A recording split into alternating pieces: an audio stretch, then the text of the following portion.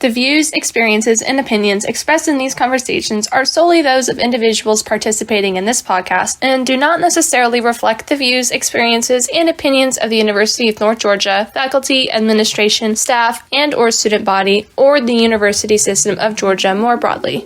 Coming to you from the Vickery House in Dahlonega, Georgia, I'm Marissa McNeco with Catherine Brazil and Dr. Nathan Wagner. Here, we ask the questions so you don't have to. This is Underground U. I don't know what it was about your class, but I feel like I also trauma dumped in your papers. Yeah, a lot of people do. I think most people do. I feel like you were pushing it a bit, because at a certain point you were saying, we're not being real, and I heard that, and I was like, well, okay. That wasn't, that was not directed at you. Anything. Oh, I didn't. Yeah. Anything that I've said in terms of that sort of stuff has not been directed at you. It's been directed at other people who are not being real and who are, just trying to get by. Yeah, and it's like, I ask folks to do things for a reason. When students have a better grasp of who they are and what they value and what they want to do and where they're at, they are more likely to succeed. Yeah. So that's why I have y'all write about what the fuck you're doing and why you're here. Because this is your first semester, and it's a method to situate yourself in this experience. It's I could have you write about a text or something, and things people are used to. Just impersonal, whatever, and that's fine. There is value in analyzing things and doing this and that or whatever. There's value in that, but I think you learn more about yourself and your capabilities and what you're doing, and you get much more in tune with your own writing habits and strategies and methods when you're kind of looking more inward. 100% makes sense. Wow. I felt bad on I can't remember which assignment, and I can't remember the girl's name who had to read mine. But I was 3 or 4 glasses of whiskey in when I was writing it. And I was kind of writing about how I felt, since separating from the Army, right? Yeah. And so it was I'm in a hole. And it started out like that. And I'm just turn it in, submit. I feel sorry for whoever's got to read this. They're probably whoa, what is this guy? But that was a time. Because I had a lot of So I don't know if you guys know. I was going to ask. You guys know who I am, right? Not really. Okay. Well, we should probably start with. They know you're a student of mine. That's it. Let's start with introductions. You can go ahead and introduce yourself. Yes. Yeah, I'm Tim. I just retired from the Army officially 1 March. So I retired at the rank of first sergeant. So I was relatively senior as a enlisted guy. But yeah, so I'm using my GI Bill, all my bennies, coming back to school. I won't throw her out, but my wife is a professor here, and we live right up the road. I'm not new to Dahlonega. I've been in and around Dahlonega since 2012, because her family's been up here for a long time. They live up north a little ways. So very familiar with the town, used to that. And they were the Vickery House. I'm oh, cool. I've never been in there. I've driven by that a bunch of times. Right. Well, welcome in. That's why I was just kind of poking my head around. Yeah. I was oh, look at this. This is cool stuff. But yeah, so I retired, and I had a lot of transition leave. They used to call it terminal leave, but they don't like using the term terminal as much anymore. I don't want to go dark right out of the gate, but it's so they were no, it's transition leave. Just. But it was cool doing nothing for maybe 2 months, and then I was free will. I have to do something. It wasn't good. I think I put on 20 pounds. It was not good. So why'd you decide to come back to school? Well, it's time to start something new, right? This is transition, right? So it's time I'm 42. So it's time to do something new with the rest of my life, right? So I was cool, what do I want to do? Well, I had job offers. I could have walked right into another job. But to do that, we would have picked up out of Dahlonega and moved to like Bragg. Right. Okay. Right. So like I had a job at Bragg. Guys were like, do you want to do this gig? And I was like, no. Is that Virginia? Which one's? North Carolina. North near Carolina, Fayetteville. okay. Yeah. It's the largest base by population. It's like Okay. the third Yeah. largest by, area. My uncle's in Fort Novosel. Was Fort Rucker. Oh yeah, Fort Rucker. Well, Yeah. I was aviation my changed entire it. career. I Really? was aviation support. He so- graduated here in 19, went aviation. He was in the cadet program. do you know what he flies? Blackhawks. Right on. Yeah. So as UH-60 guy, where did he get stationed? Well, he started Rucker right after, and then he ended up going to Yeah, he was there for flight school. flight school, and then went to Kansas after. So Riley. Yeah, he was First at ID. Riley. Yep. I visited him there, helped him move out. It was pretty cool. And then he ended up going on 2 deployments after Riley. And he gets home from his second one on the 19th, actually. So in a couple weeks, we get to see him. Haven't seen Where's him. he deploying? Right now, he's in Africa, but he's coming back. I'm so excited. For the last, out of 24 months, he's been gone for 12 of those. He did the math, and he was like, I haven't been home at all. So Aviation is one of the most high demand assets Yeah. that the Army has. So you're constantly busy. Although now that's also shifting to air defense. Mm-hmm. But yeah, that's a whole other conversation. whole other rat's nest. Yeah, but I'm a nerd at heart. I'm a geek. I'm a nerd. I'm a bigger guy, but I'm still a nerd and a geek, right? Know yourself. Right. Oh yeah. So I was like, well, I'm going to go major in cybersecurity. I figured AI is coming for the coding. Probably cybersecurity will be the last one to Yeah. It's go. 'Cause that's 100% the, coming for the coding. yeah, that's the one you want the human to check. Even though it's like, even just trying to throw stuff in for like my computer science class, it's just like it gets things wrong all the time. Same thing with like math calculations, and then there's the hallucination problem. But that'll Same thing with writing. yeah. My But there's a lot of money getting thrown at that problem Right. right now to try to fix it. So much. That's like the base of All our the stock money. base of the stock market right now. If like Nvidia crashes, like all our 401ks are getting hit. So, Yep. but yeah, so I'm cybersecurity major. This is my first semester. I had a bunch of credits. They gave me like 27 credit hours for stuff I had already done. For what? From what? Being in the Army. Really? Yeah, so I did the Master Leaders course, Senior Leadership course, Advanced Leadership course, Basic Leadership course, Joiner cadet Operations, credits, Command and more or Control. less. What's that? Are those more cadet credits?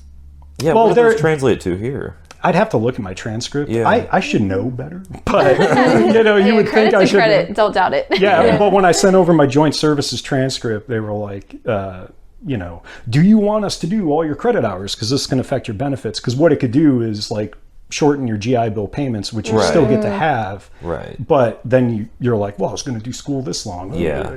So Right. I was just like, yeah, do them all. Because if I can, as long as I'm in a degree program, so even if I like double major or if they ever get the master's sorted out, then I can pursue that stuff. So, but yeah, that's what I'm doing. So what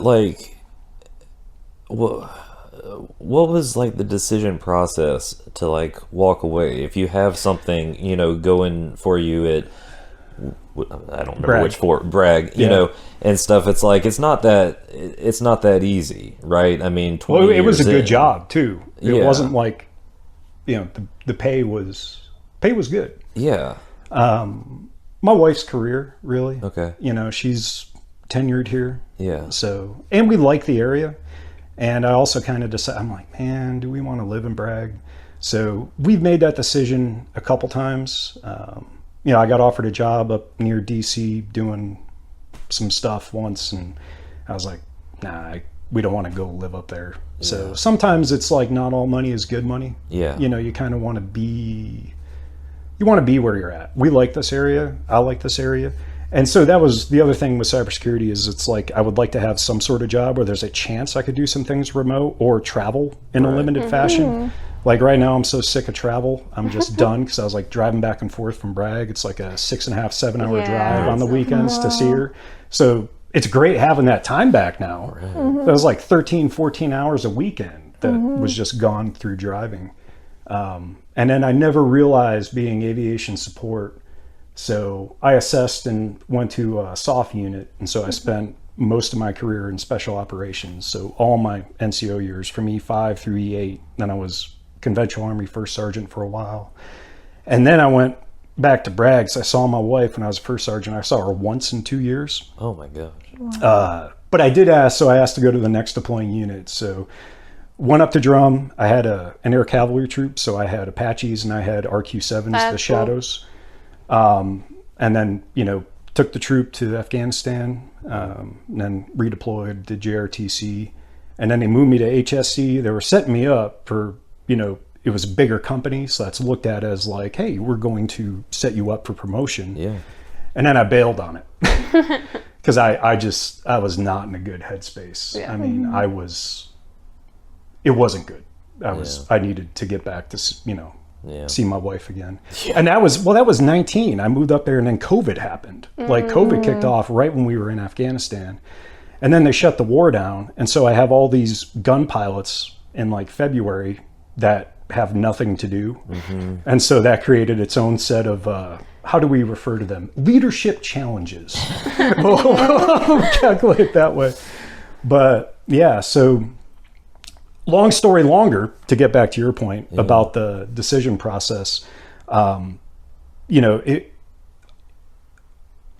we talked and I was like, so I got picked up first look every time. So I was generally like, I did really well as a soldier, everybody liked me. I, did a really good job. So, first look, I would get picked up. The only time I didn't was for Sergeant Major. So I came up 91 out of like 222. Mm-hmm. And so you need to be in like the top 30 or 40 to make that cutoff because a lot of guys will retire. And then the Army changed the situation to where, because what happened is the chief of staff, I was working at a division level headquarters for SOF. So I was across the street from U.S. Army Special Operations Command. I was across the street from that. Chief of staff calls me in. I knew this guy since he was a major. Like I deployed with him, I worked with him. He was like, "Okay, Tim, like we'll give you we'll set you up." And I had to like turn him down and be like, "No, don't top block me because I'm just done." Because the issue is the way it was when I left. I don't know if it's still the same. It probably is. Probably hasn't changed that much. The moment you get selected for the Sergeant Major Academy, that's a 2-year ADSO or additional duty service obligation. Right. Mm-hmm. Then when you come out and you actually pin E9, they restart your clock and give you 3 years.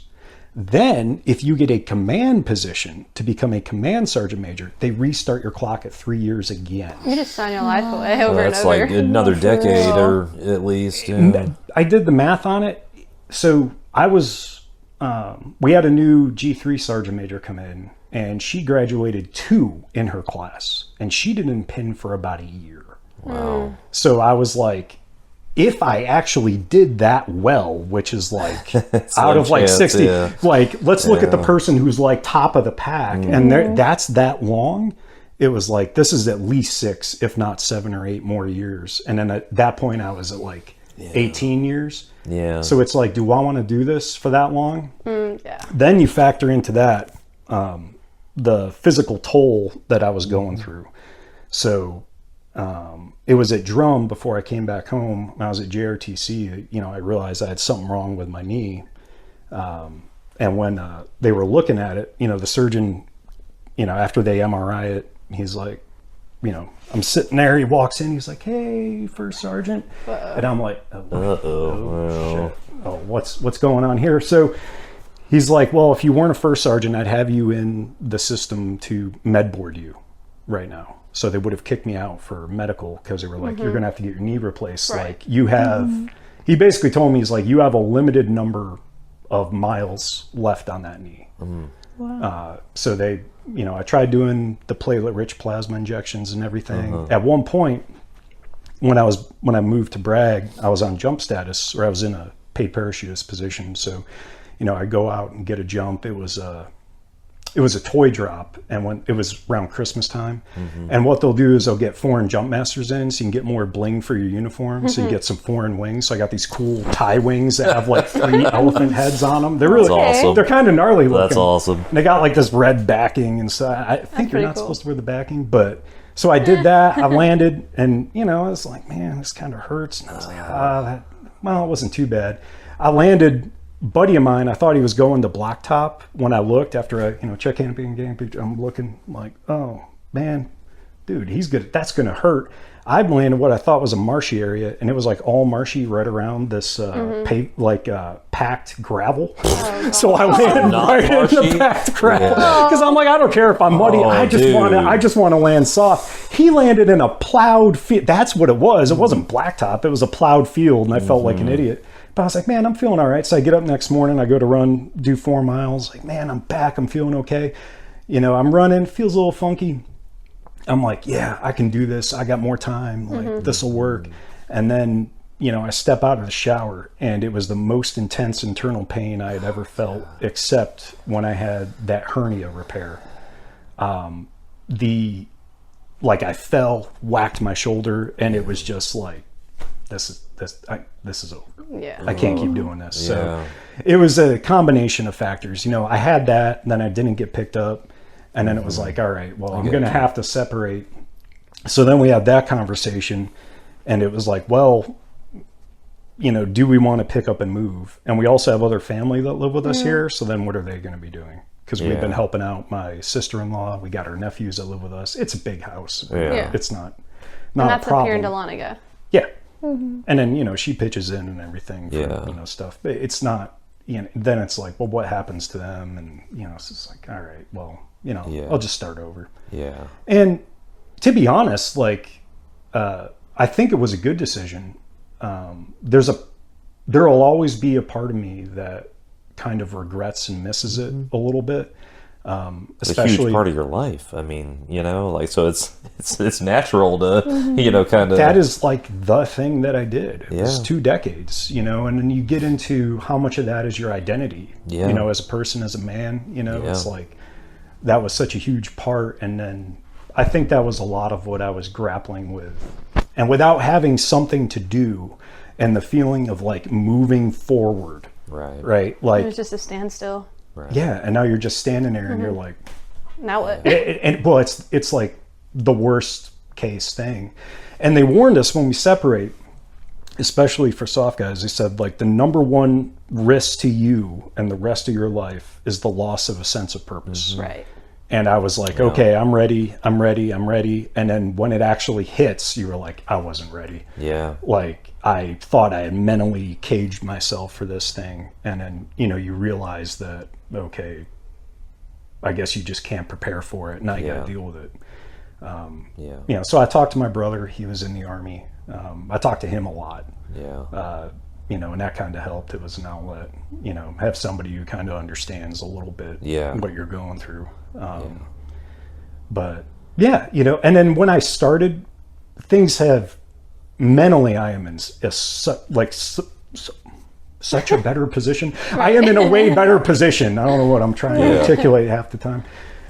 Since starting school, it's been really good. I've dropped silver lining. Yeah, well, and I told myself like, hey, approach this like a job. Get up, go in, do your workout, study, hit your classes, because most of my classes started at either 11 yours or noon on Monday, Wednesday, Friday. So it's like, hey, get in there, just approach it like a job. And then, I checked out the vet lounge, and that was really cool too, because there's a vet lounge here? Yeah, before he said that, he told me earlier today or whatever, I was like, I had no idea we had that. Yeah, I didn't know that either. That's amazing. I wonder if my mom knows. My mom also graduated here, and then she went and was a captain in the National Guard for 10 years. Okay. And so when she got out, she misses it every day. She stopped being in the Army to have kids, and she still talks about it often. It's missing it. A lot of vets, it's like one of the worst and best experiences of your life that you don't necessarily want to go back and do, but you miss it every day. It's like, she misses it. It's like, am I institutionalized? Like, what happened to me?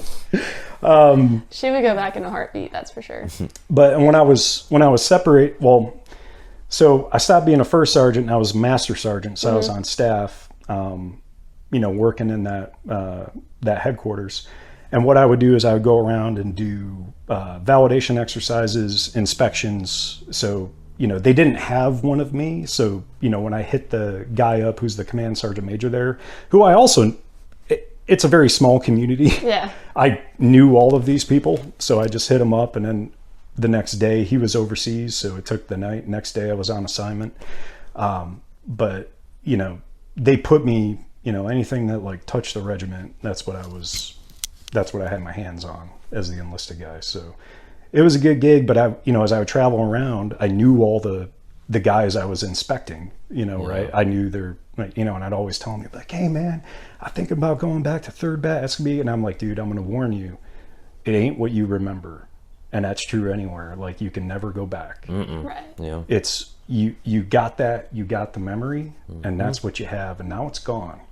You can go to that place, and you may have even better experiences, but it won't be The same. I think that's That's one of the toughest fucking life lessons you'll ever learn. yeah. It'll never be the same. Yeah. Yeah. It sucks. Yeah, but they'll look at me like, and I'm like, dude, just enjoy what you have while you have it. That's all we can do is try to And look forward, and it doesn't mean other good things are not going to happen or whatever, but it's just you can't get hung up on. And that's the tough one. Yeah. Is thinking that I remember thinking when I had separated that my best days are behind me. Yeah.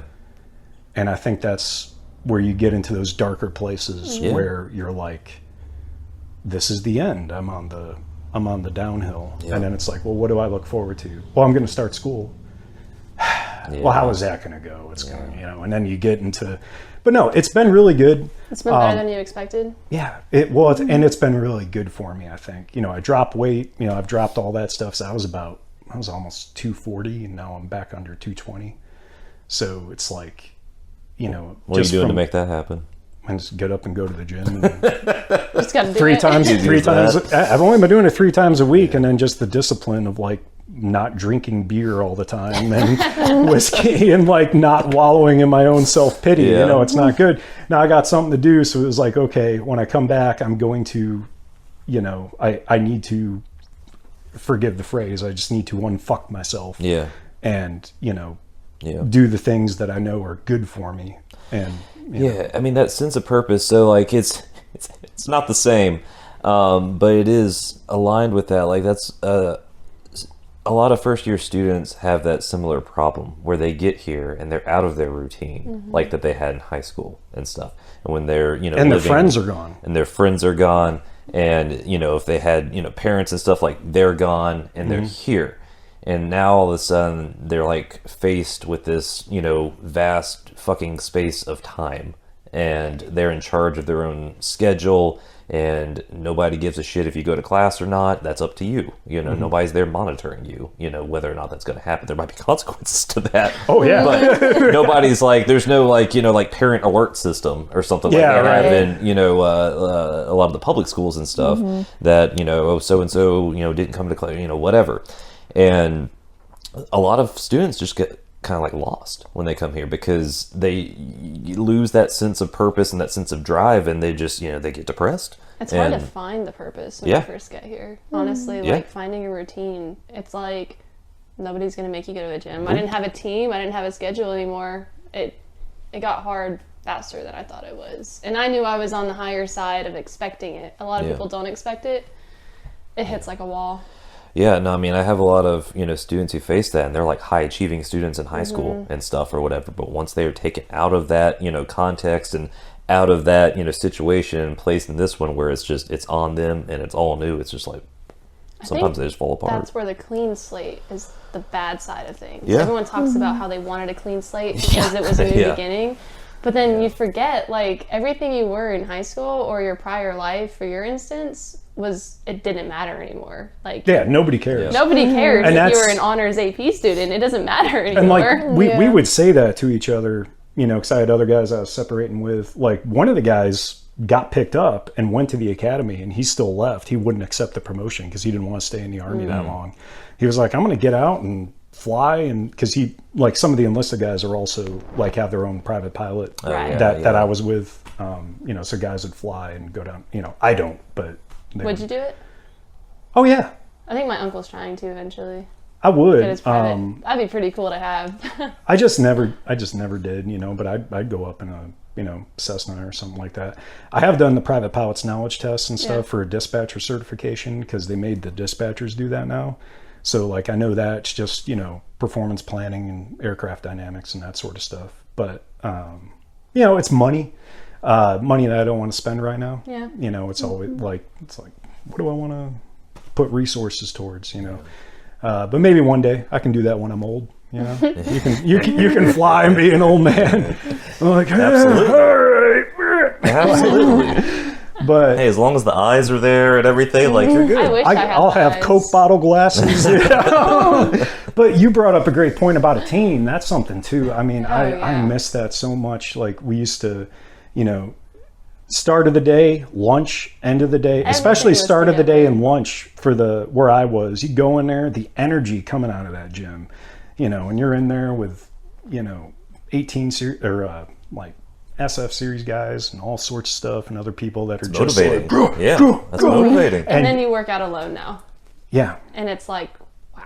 I've been making buddies slowly, you know, but it's, you know, you're just, oh, I just need to do this. And then all the fun, like I've lost some of the fun stuff. Like I used to be able to squat and, you know, like, I feel like a man. The knee, right? Well, this is also because of the spine, because of the back squats. Right. When I do that, I have a neuropathy here and all this fires up. So they did like my spine where it should be normal, it's pinched. So it's like pinching a nerve, and you know, you just manage it.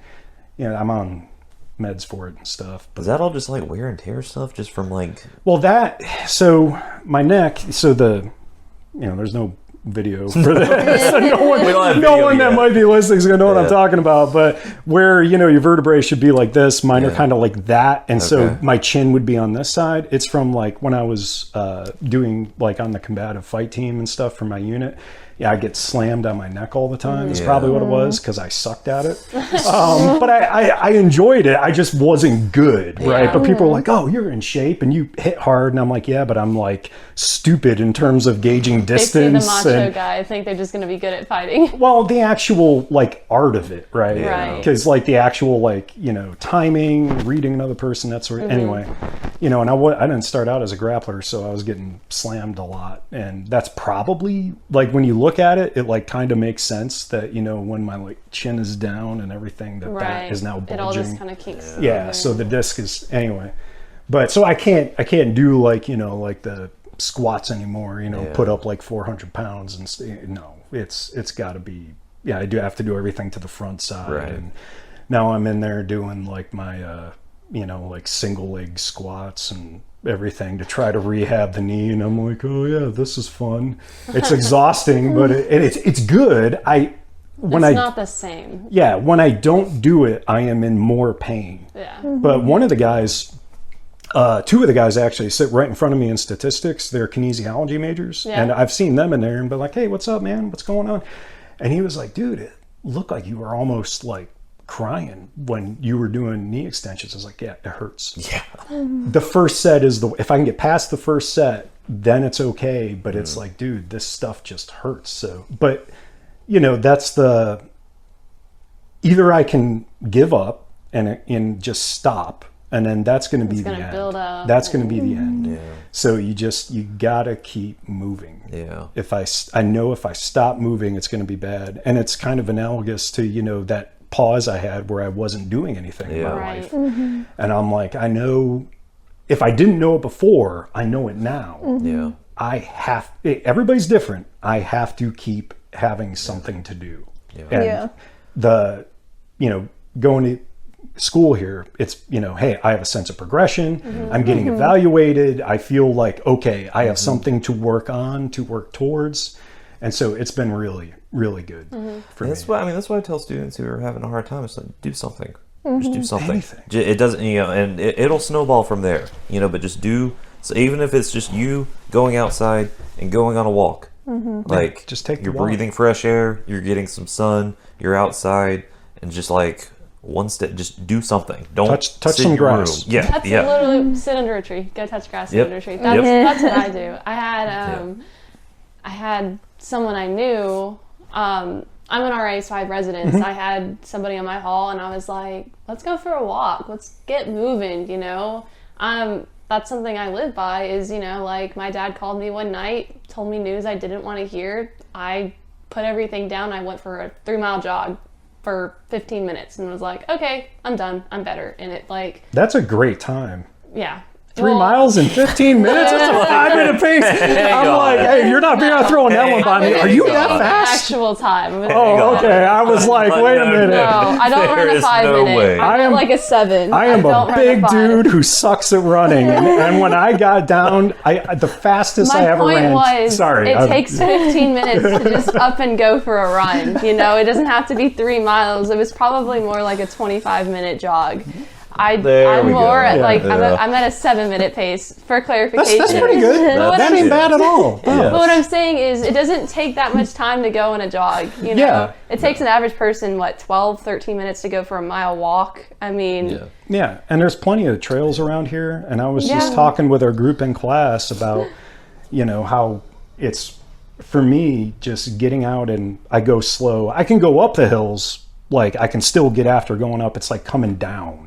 That is the real problem where everything, but you know, getting out in the woods and like going for a hike, like up Blood Mountain or going up Preacher's Rock or stuff like that. Like it's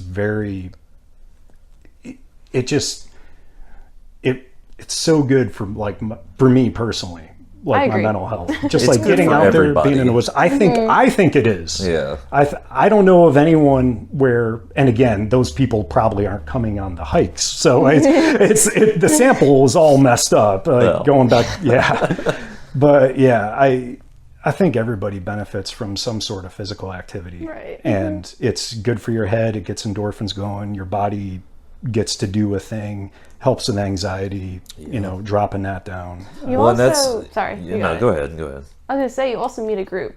Every time you go out, you run into the same people. Like, I think a couple weeks ago, I was like, F it, let's go play some pickleball. And then now I'm going to go play pickleball with the same group for the 5th night in a row this week. And it gives me something to do, you know? Yeah. It's a way to meet people. Sometimes you just need new people in your life. And you're outside and you're active. You're outside and you're active. You know, and you get to win a couple games. I'm trying to think of where I heard it. It was, obviously, I was still in the Army, but somewhere they brought in somebody to talk to us who was, I think like sociologist or something like that, saying that you're like the sum total of the 5 closest people in your life. Yeah. You know, it's like, to your point about meeting people, it's like, you know, having someone around you is also a choice. Right. And I've made the mistake of not having the right people around me, you know, more often than I'd like to admit in my life. And so that's something also, you know, when you get in a group that's doing something positive, you know, it reflects on you. Well, and 100%. Yeah. And it'll get into you. And that's just all. I'm going to go back to church with them. Like last night, they're like, hey, you should come to church with us, you know? And so now 2 of us are going to go try a new church next Sunday. And normally I don't have. Well, no. I like the way you said that. Try to do church. Well, a new church. Try out a new church. I'm sorry. I'm picking on you a lot. I mean, it's one of those things where it goes from one thing to another. So now I have a church group, and I haven't had that. Snowballs. It's snowballs. Exactly. It goes from pickleball, let's go have fun, let's do it every day, to let's go to church, and now we're going to go try a new coffee shop also. It's just... it spirals in a good direction. You know, the number of people we've had on here too, like talk about like, you know, the importance of finding a group and like maybe, you know, initially having quote unquote the wrong people, you know, whatever that means to anybody. But then kind of like figuring out like, okay, I don't want to do that. Here's what I do want to do. And here's who I do want to be with, you know, and that's just a process too. And, you know, it's easy sometimes to get discouraged, but it's just like, just keep moving. Just keep going. Keep going forward. It's like you had said earlier, it's that self-reflection of like sitting down and, you know, going like, am I where I want to be? Yeah. You know, and then how do my decisions about who I spend my time with, how does that affect that? You know, but you'll never get there if you're not doing that introspection and looking inside. And, you know, I think we were talking earlier about how, you know, some people are still blaming, you know, and I did this when I was young and, you know, for far too long, I think, you know, I blame other people or I talk about things in the sense of like, oh, this happened to me or this thing. And I'm not saying that could go right. What I don't mean is that like, you know, there aren't just events that happen to you, you know, someone, you know, rear ends you or I've been like T-boned, you know, is that my fault? You know, but why people wind up in certain situations, and some things are out of your control, but there are some things that you can. And so, you know, and this is probably the soldier in me talking, but it's like, did I do everything I could have done to set myself up for success? Like I had to think about that when I got passed over for sergeant major. It's like, no, I left. I would have had a bigger company, and so I can't be mad about it. Right. Like, and then people were and I chose to get married. I actually told my wife, like, hey, you need to get out of this situation, because she was adjuncting at Austin P when I was stationed at Fort Campbell, and they just kept passing her over. They passed her over for promotion like 3 times. And I was like, do they have it out for you? And then she wound up getting a gig here, and I was like, you should take that gig, because I was frustrated seeing her. I felt like they were passing her over, but yeah.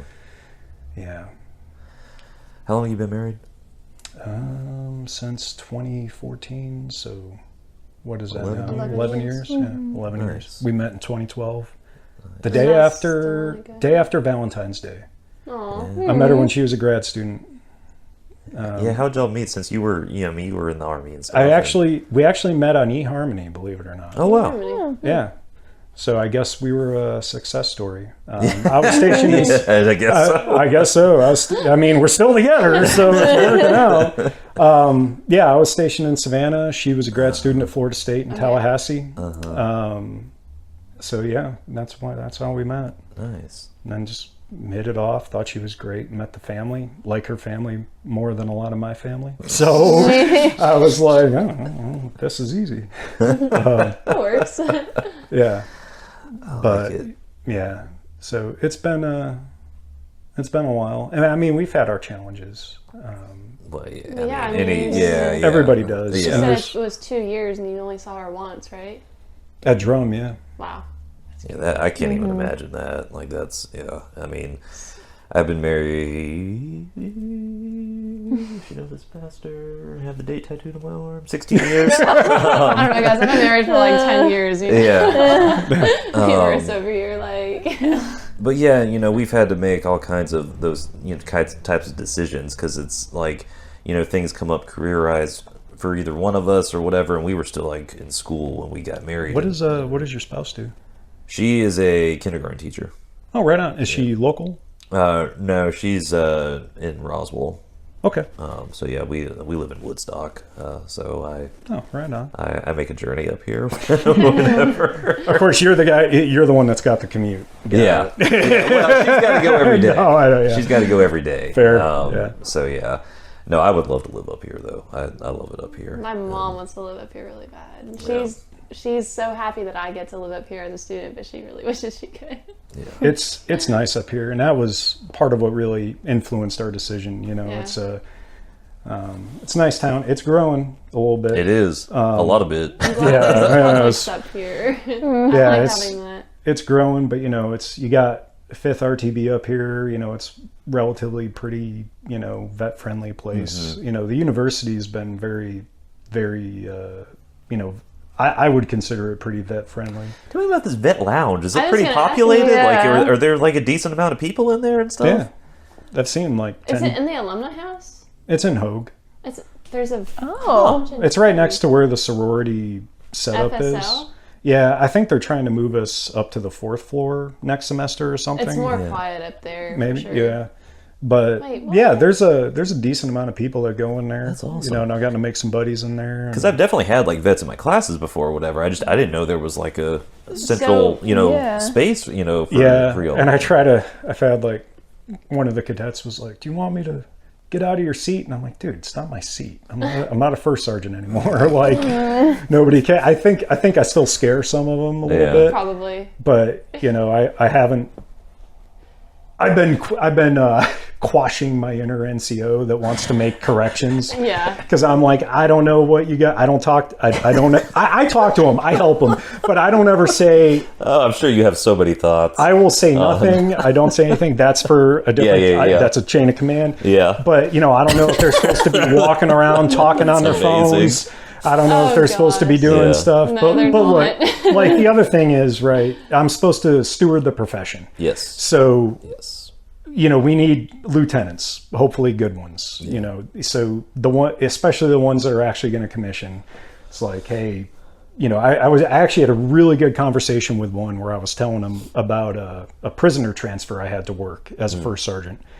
And I never knew that was part of my duties as a first sergeant, was to be essentially a U.S. Marshal. Until it was. Until my platoon sergeant got in a standoff with the Watertown Police Department.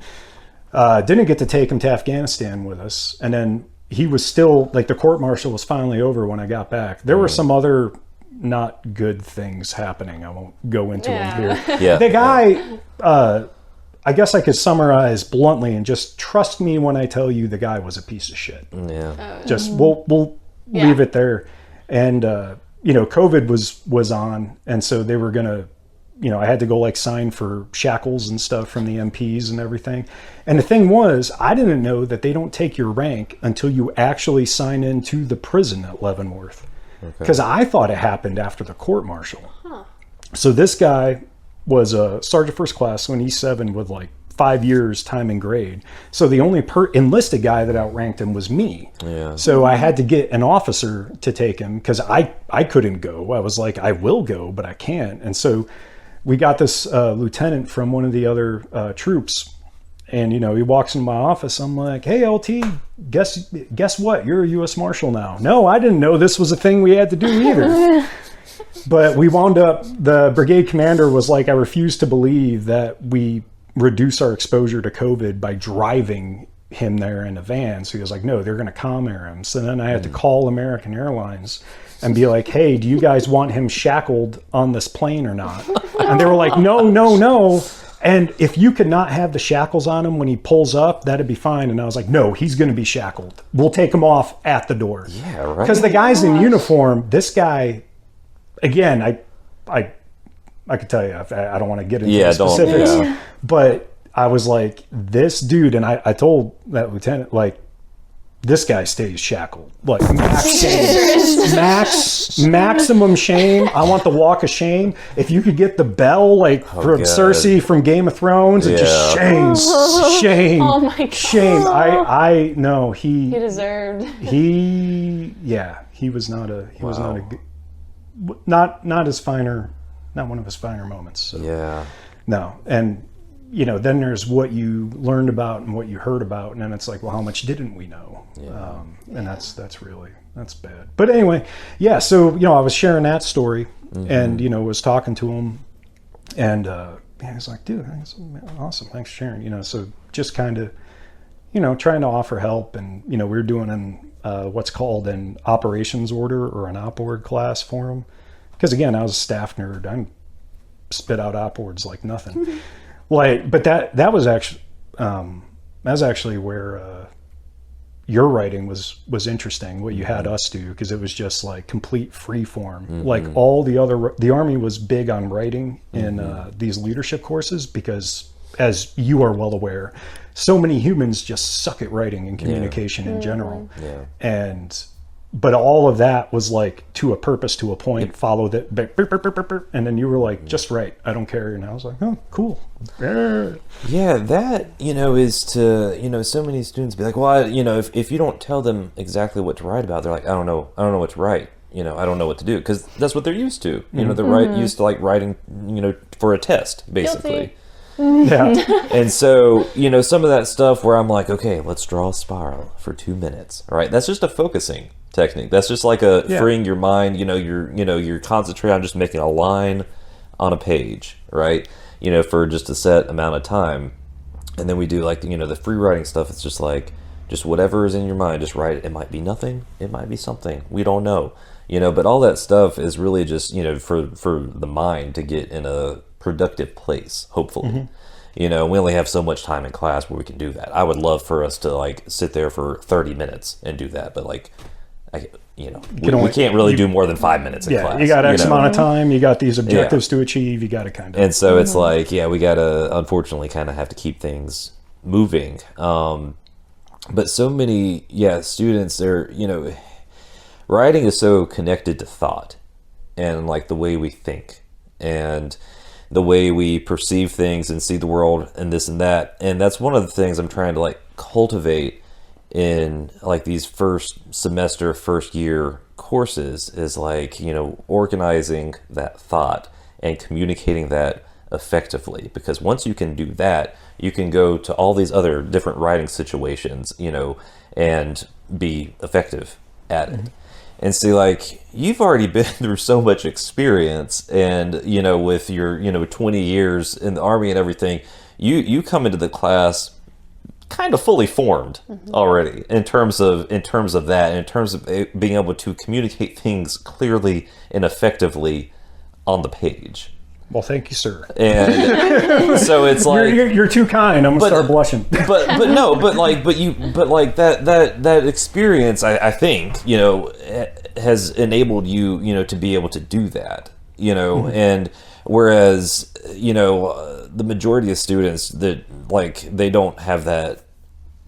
I don't say this in a mean way or whatever, but they don't quite have that ability. Well, they just haven't developed it yet, and they haven't gotten there, and so that's part of why it's you take it in your first semester in your first year, is because it's one of those general ed gateway courses of this isn't just about writing, it's about thinking, it's about doing work and knowing how to do work. It's about communicating with others and being around other people and knowing how to talk to somebody and knowing how to communicate effectively. I'll also say it falls on your professor to want it bad enough, because there are others that do not. Well, I give a fuck. Yes. Listen, and I like this. I believe in it. In Dr. Wagner's class, we go full ass. We don't half-ass anything. Yeah, no, there's no ass. I agree. No half-ass. Because you cared so much, I feel like it made your students care just as much. So, yeah. I really miss... I can't not care, though. I just, Well, there are... And I wouldn't be doing this if I didn't care. Exactly. Right. But there's not many people that are like that. So... Yeah. I think there's a few across the disciplines. I know a few, but I obviously don't know everybody, and I'm talking about a very small population, so I'm not trying. There's other people out there that my wife cares. Yeah. Right. She spends a lot of time caring. She almost made me late for an assignment caring, answering emails at 11 o'clock at night. Yeah. But to your point about thought, I wish all the officers that I had ever had to go over operations orders with would have had that in their education, or if they did have it, it probably didn't stick, because when you're issuing commander's intent, or you're talking about hey, we need to be clear about what we're saying here, because we're writing this for the boss. So, let's make sure that we're actually clear. And I've seen so much, and this is one of the reasons why they were happy to have me in that job, where I would have kind of been doing what I had been doing, but, as a GS. So much of what I've seen is just okay, think about this, read this back. Do you even have all the information you need to get this job done? No, you don't. What you're doing is you're trying to pawn off all this stuff on somebody else, and then you're putting a burden on the subordinate unit. You're not helping them. You're making them do extra work. And that's just one little example of how, what you're saying about how to think. Yeah. So many people just have a hard time. And I think some of it's being lazy, just intellectually lazy maybe. Yeah. And some of it is just rushing through stuff, and it's even when we're writing about an event in our lives, the student, they might be thinking who cares about this, why am I writing about this? But think about it, if you are not communicating that effectively, you're probably not communicating other things effectively either. To your point, when you're writing up whatever reports and this and that or whatever, you can't skip over things. It has to be detailed. You have to look at it from the other person's point of view who doesn't have the knowledge or the information you have, and how you're going to communicate that effectively. So if you can train your mind in class when we're just writing about, personal narrative sort of stuff, if you can train your mind to be meticulous with the details and to connect events or whatever, those are the sorts of skills that translate to writing reports, writing an effective email, writing up a lab, whatever, this and that or whatever, writing a research paper. It's all connected. We're just starting in a place where it's okay, what's the thing you know the most about? Your own life. All right, let's start there, right? And it's also about just being able to communicate and connect with people, you know, because that is just a fundamental skill, you know, to be able to have. And that, probably more than anything, is what is going to help people advance in life, you know. If you can't, you know, talk to somebody in an interview, you're not going to get a job.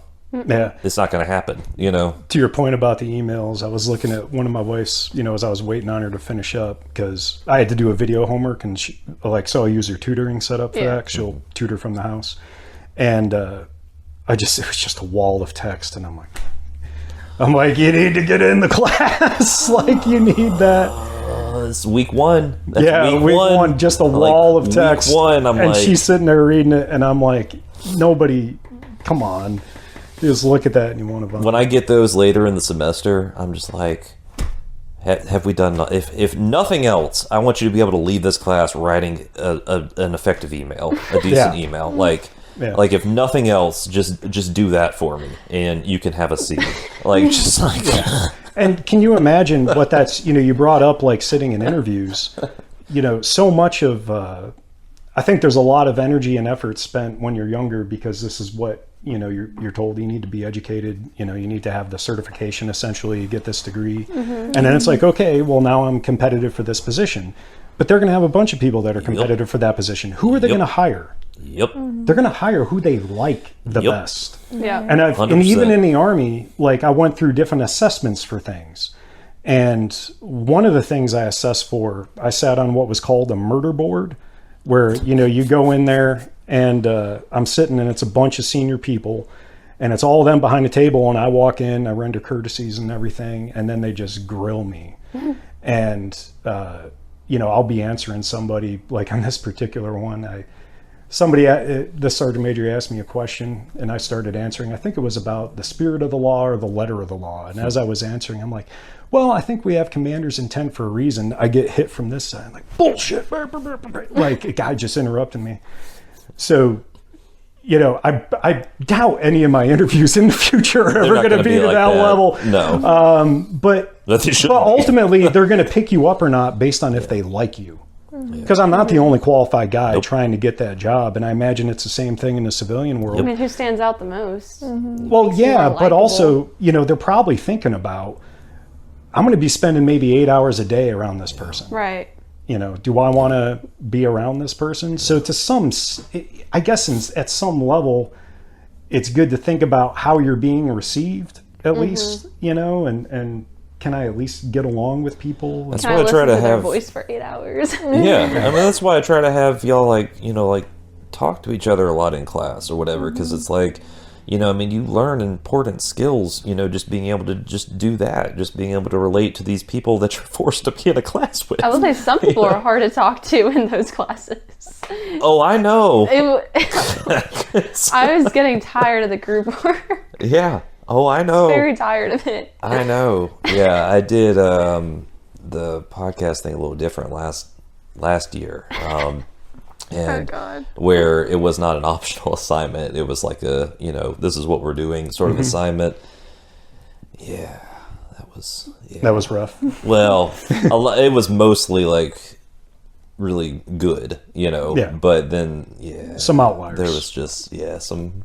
It was on the also left just side of the hard chart. to talk to random people. Like, I talked about basically sports the whole time because, I mean, I wasn't trying to get super personal with those people. Yeah. I mean, I didn't know them, and then, it was just, it was an experience. I think I like how I'm doing it this time, I think. This? No, I know I like this, but in class. You're doing it again in class. I mean, it's different though. You give them an out. I like it. You give them an out. Yeah, I gave them an out this semester. I said how are you I told y'all doing about that. It was either a paper or listening to us or did it. something? Yeah. So that's how you're doing it? it? So what exactly are we doing then? Oh, for the podcast? Yeah. So I had them come up with like a topic under the very broad umbrella of like college and college experience or whatever. Right. So it's like I had them come up with like what they wanted to talk about, like if they want to talk about like dorm life for, you know, their episode or, you know, whatever. And then in the spirit of organization, organizing thought, streamlining things and planning and outlining, I had them come up with like I think 5 different talking points within that topic they chose and things they could kind of hit on. So to have them go ahead and start thinking about like things that they would talk about, stories they would tell, and this and that, and then come up with some open-ended questions that'll help us transition to those talking points or whatever. Are you recording in class? Yeah.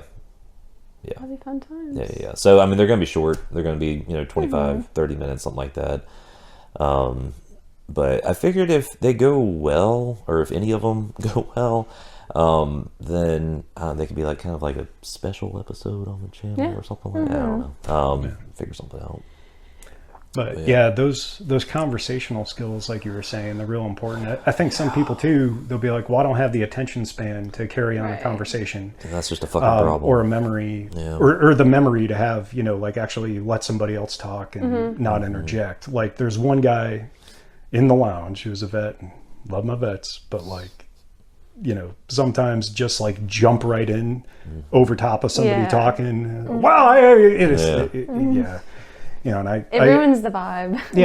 I used to do that, but also it's like it immediately lets you know that like, hey, you weren't actually listening to me. You had to vomit this out into my ears as quickly as possible so I would know it. But I think everybody can adapt. I think people can learn, people can adapt. I think that's a skill. Oh, they can. I think it's a skill that people can build and develop. And so, I fundamentally believe that everybody is capable. Yeah. Everybody is capable of writing effectively, communicating effectively. I absolutely do. 100% that everybody is capable of doing that. Whether or not they go through with it and actually follow, the steps to, develop those sorts of skills or whatever, that's up to the individual. Well, I think some of that is affected by how they approach the class. And I like that you had that statement at the beginning to help kind of cage people. But I think some people approach it as like, I just have to do this. And then I'm not, it's like, well, you can do that. You're not going to learn anything. Or, you're not going to learn anything. No. You're missing out on a development opportunity is how I would articulate it. But like people tell me that all the time, like, oh, I can never join the Army. I couldn't do this. I'd be like, people are more adaptable than, I think they're saying. I'm sure you have grown and learned, a tremendous amount, with your 20 years, in the Army and stuff. But what are some of the things that like you felt like really you developed as a person based on like those experiences you had? I'd probably say I think my own personal communication got a lot better. And not just in terms of like writing, but being able to kind of articulate, what I was thinking. As I'm sitting here stumbling for words, so maybe it wasn't that effective. But yeah, getting into that stuff and just being better about kind of listening to people, I think I've gotten a lot better at. I definitely, I don't know if this is exactly in line with what you're getting at, but there's that old saying, the hardest day of your life was the hardest day of your life. I think perspective is one of the most valuable things that I take away from, my previous career. I had some very, and it's not unique. I'm not like, I'm just saying me, I had some very rough days and, you be like, well, today kind of sucked. Oh, it wasn't like that, and then it's like, the higher the high and the lower the low, you're somewhere in the middle. And, that I've also had some really awesome days. And I think you asked us one time to write about how we find joy in our lives. And I was like, I haven't had a high, like, I think of joy as like a high, like the upper end. It absolutely is, yeah. Like I haven't had a high, like the level of like joys that I felt while I was on active duty since leaving. And it's, it was hard at that point to also think about and, be like, well, all that's behind me. And it's like, no, I could have that again. It's going to look different. It's different, yeah. And I don't know exactly what it's going to be. Yeah. That's that same point I think we were talking about earlier, of not getting hung up on, how things used to be, to being able to adapt, like you're saying, and kind of, shift things, and it's like, I can still reach, a high like that. Right. It's just going to be different. It's just not going to be the same. And I like to ask students to write about like positive things, because a lot of them are kind of struggling with, the adjustment and this and that. It's like, what's happy? Let's talk about that for a minute, just like, let's have that in our mindset, and try to find the positive in something, anything, Yeah.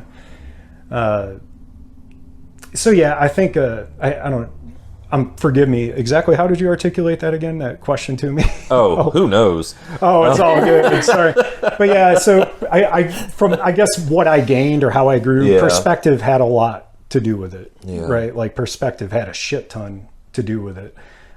Things just don't seem like such a big deal anymore. But then things that also, I was in a unit where like the motto is, plus or minus 30 seconds. So, being on time and being prompt, and that's so that's like a normal thing in the Army, but then I was like, ours ratcheted up a bit. So, I'll still get like amped up about being late for a thing or whatever. And I've had to kind of dial that down, and I'm like, my wife will be like, we got to go. And I'm like, well, wait a minute. You said we got to go. Do we really got to go? Or because I thought if it wasn't life, limb, or eyesight, we don't really have to go. And now, like, it was okay if we were late. But, so it's like managing that, because it's like you can't shut me off and then try to turn me back on that quick when I'm like trying to, I feel like it's like, I heard some comedian make an analogy to something else, but they were using this. It was like, it's like curling, the guy that's got the weight. And not the brushers. The sport, yeah. The sport, curling, the Olympic sport. It's like I'm the guy with the weight, and it's like the Army, and I just let it go, and it's slowly kind of moving away. And it's like I'm just creepily like staring at it, and someone else is, there's nobody yelling and brushing and everything, but like that was the most beautiful image I just oh sorry of that way just slowly and I'm watching it. It's like there it goes. The Army, you just got to kind of I let it go, and it's just I'm awesome. They're slowly separating. So some of those, there's some good habits you want to keep. There's some that you want to let go. And like you said, I need to sometimes taking your own advice is the hardest thing to do. Right. I'd go around and, tell people, and it's easy to say, hey, you can never go back, all this stuff, and coach them. And it's like, hey, I gotta eat some of my own cooking here. And that's that internal monologue. What's school been like? This first semester and everything. I mean, I don't know, has it been tough, or has it been like kind of weird getting back into like a classroom setting, or? I was a good student in high school. Yeah. I wasn't top of my class, but I was pretty close to the top. I never really had to study in high school. Yeah. And I've, deliberately focused on studying. So, academically it's been good. Yeah. Everything's an A. But my biggest concern was not coming back as an old guy, but like if I had group projects, how I'm going to relate to, people that are an entire generation behind me. And just trying, so I told myself I would approach it just like be, what's the right word? Just be, try to be approachable, try to be friendly, try to, that's kind of been my approach, and just ask them.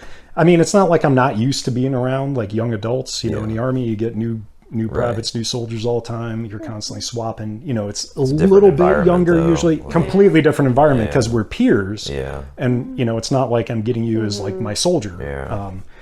But, still some of the same kind of leadership things apply, even though I'm not like in a leadership role. It still doesn't mean that I'm like not having an influence on people either. So I try to be cognizant of that.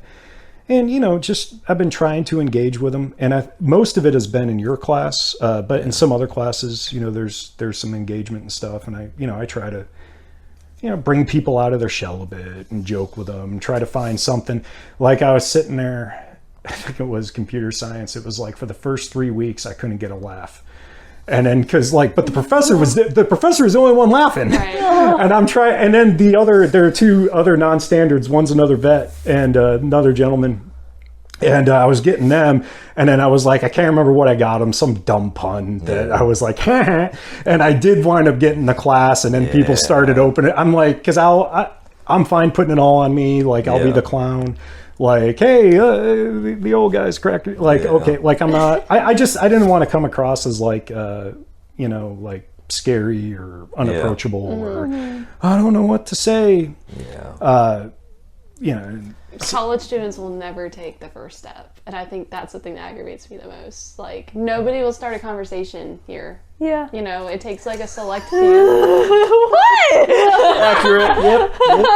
And it aggravates me because I'm one who's like trying to engage others. Dude, that's the story of my life at the beginning of every single semester. Yeah, I know it is for you. It's so much work trying to get people to like, not just to talk, but for me, it's like to get them to buy in. Right. It's like, I got to get you to like buy into what I'm trying to do here. And which is not easy. That's kind of my success as an RA is getting them, like, I'm pouring into them, but I need them to pour into me a little bit to make this, because their attendance and stuff, if they like me or not, reflects on if I'm a good RA or not, and so I'm used to having to dig it out of people, and I'm like, with respecting boundaries is really hard when you're trying to do that, so.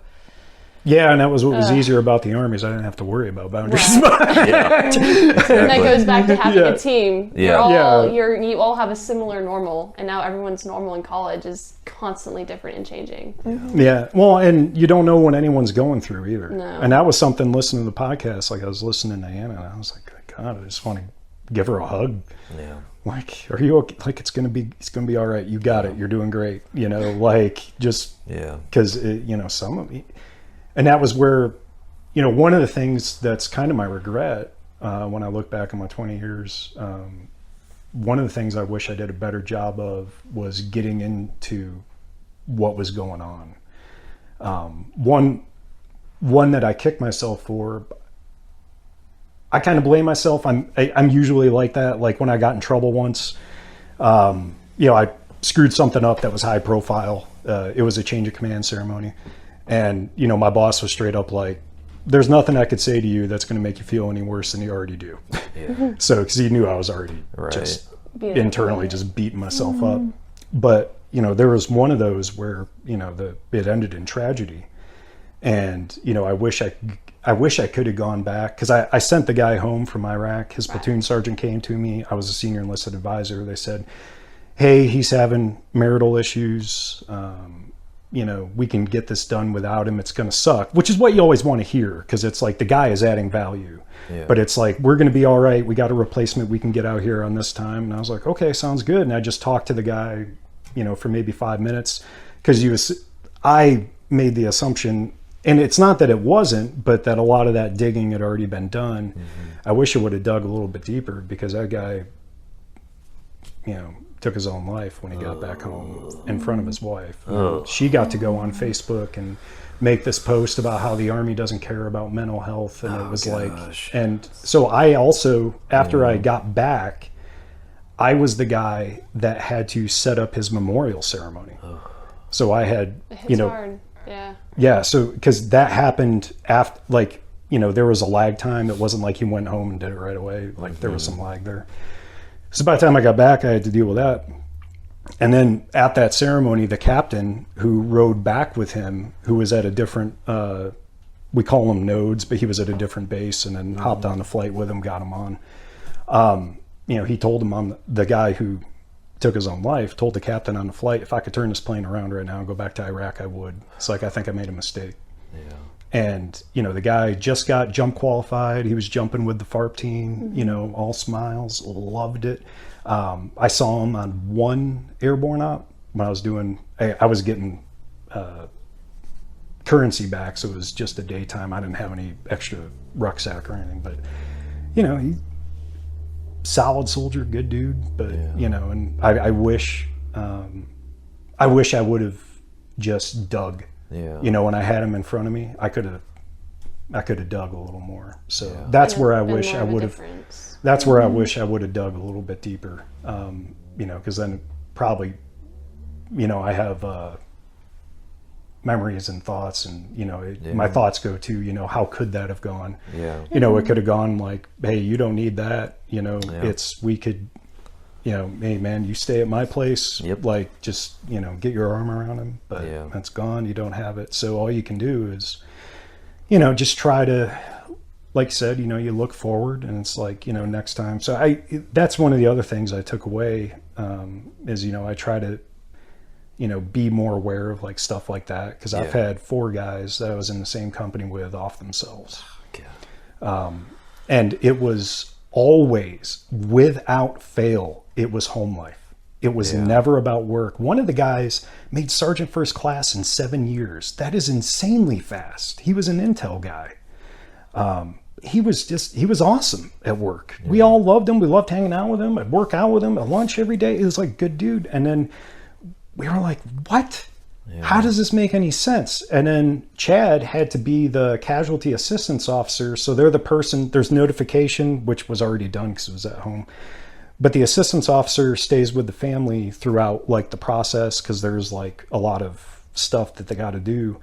And he came back in and needed to talk because he was like, holy shit, his family. And so without fail, it was a home issue. And it was like, dude, we can fix it. But it's like, so I don't know. I just take that as, a note to myself to always remember, like, I don't know what people are going through. Yeah. And we don't know until we get to talk. And a lot of people don't want to talk. And like you said, how do you get them to open up? And then like you said, here in Anna, that's what I flash back to, is it's just like, you never know what these guys are going through. No. And so I figured the best I could do is just try to be as friendly as possible. So they feel like at least that I care about them, maybe even a little bit, or at least they don't look at me as like an obstacle, or not an obstacle, but as a negative, maybe. Try to be a positive. That's one of the missions we have with this podcast is, for it to be, something that people can connect with, and hopefully like find hope in, just kind of like hearing, other people and how they've, navigated certain situations and overcome things. And, I don't know, just trying to, even though a lot of us have, some rough, past, but looking forward to, the positives and there's more to look forward to. Try. But yeah, no, you're right. You never know what people are going through and what's going on, and